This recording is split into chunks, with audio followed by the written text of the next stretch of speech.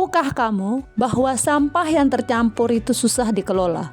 Akibatnya sampah menjadi bau dan menumpuk. Tumpukan sampah itu terdiri dari sampah organik dan anorganik. Sampah organik merupakan jenis sampah yang bisa membusuk dan terurai dengan alami. Sedangkan sampah anorganik adalah material yang tidak bisa membusuk dan berwaktu yang lama untuk terurai, terutama pada sampah plastik dan sampah styrofoam. Perlu diketahui, sampah plastik dan styrofoam terdapat di berbagai lingkungan, salah satunya di sekolah-sekolah, terutama di SDN 30 Cakra Negara.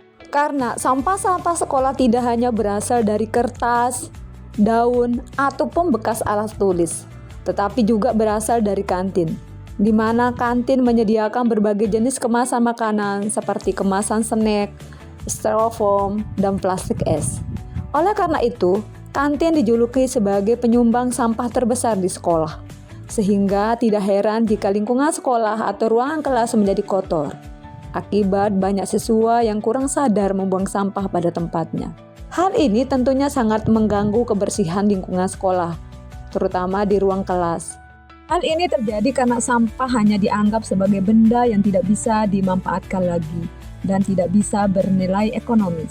Padahal hal ini bertentangan dengan Undang-Undang Nomor 32 Tahun 2009 tentang pengelolaan sampah. Oleh karena itu, untuk mengatasi masalah ini, Sekolah SDN 30 Cakra Negara mengambil langkah untuk membuat inovasi yang disebut Ganulang, gantungan kunci daur ulang, di mana inovasi ini sejalan dengan kurikulum Merdeka, khususnya dalam proyek penguatan profil pelajar Pancasila atau biasa disebut P5. Sebelum adanya inovasi ini, sampah-sampah tersebut hanya dianggap sebagai sampah yang berserakan atau dibuang begitu saja ke dalam tong sampah. Namun dengan adanya inovasi Ganulang, sampah plastik dan styrofoam dimanfaatkan kembali menjadi produk yang bernilai ekonomi, yakni gantungan kunci. Sebelum memulai proses pembuatan gantungan kunci, guru terlebih dahulu memberikan materi mengenai sampah. Guru menjelaskan pengertian sampah serta jenis-jenisnya, yaitu sampah organik dan anorganik. Setelah penjelasan selesai, siswa ditugaskan untuk melakukan pemilahan sampah. Dalam kegiatan ini digunakan plastik dengan warna yang berbeda sebagai penanda, plastik warna hijau untuk sampah organik dan plastik warna kuning untuk sampah anorganik. Setelah proses pemilihan selesai, siswa diminta untuk memisahkan kembali sampah anorganik, di mana sampah-sampah plastik dan styrofoam dipisahkan sehingga nanti akan dibersihkan dan dikeringkan sebagai tahap awal dalam pembuatan gantungan kunci, yaitu pengumpulan alat dan bahan. Pengumpulan bahan dari sampah seperti plastik dan styrofoam, di mana plastik dan styrofoam dicuci kemudian dijemur. Setelah plastik dan styrofoam kering, lalu digunting dan hasil guntingannya dikumpulkan bersama bahan dan alat yang lain.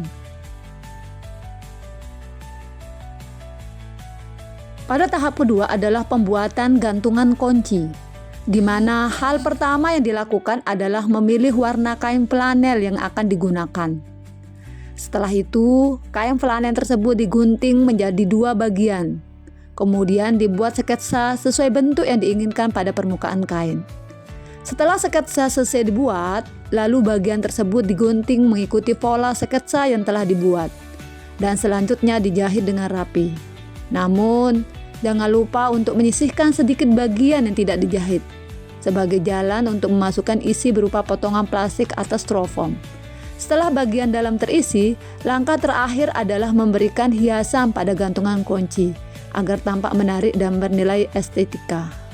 Tahap terakhir adalah pengumpulan dan penjualan.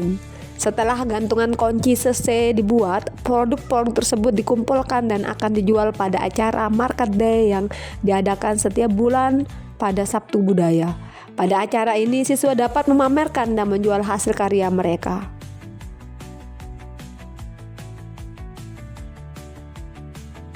Assalamualaikum warahmatullahi wabarakatuh. Nama saya Vika, saya kelas 5B. Dengan adanya inovasi Ganulang, saya jadi tahu sampah plastik dan styrofoam bisa menghasilkan uang.